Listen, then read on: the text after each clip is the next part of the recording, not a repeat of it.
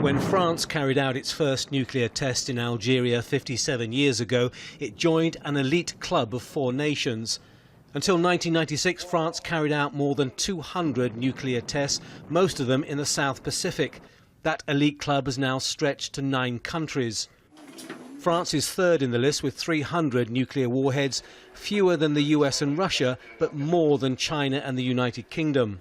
Well, the French tend to think that as long as Russia is a potential military threat to Europe, and as long as there are a number of threatening nuclear powers in the world, it's safer to keep nuclear weapons than to get rid of them, especially since we already have a well-functioning arsenal.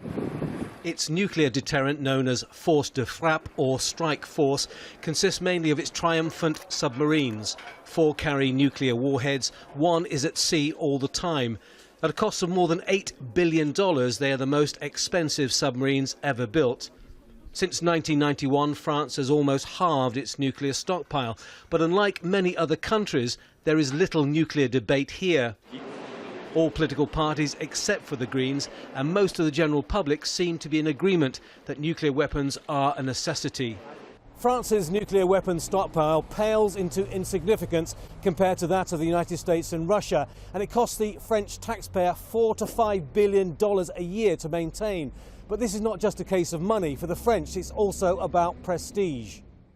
Many feel a collective pride that nuclear weapons ensure France does not have to rely on the US or NATO for its defence. To be with big muscles. You have big muscles, so you can say, I am the dominating country, but not for use. It's ridiculous to use a nuclear weapon, but just to show that you have them. And this is a psychological goal. But pride costs. France will soon need to modernise its nuclear arsenal, and that will push annual costs up to between $9 and $10 billion a year within the next decade. And that is beginning to spark a debate. Ultimately, it may be the cost that will prove the ultimate deterrent to France's deep and abiding relationship with nuclear weapons. Tony Bertley, Al Jazeera, Paris.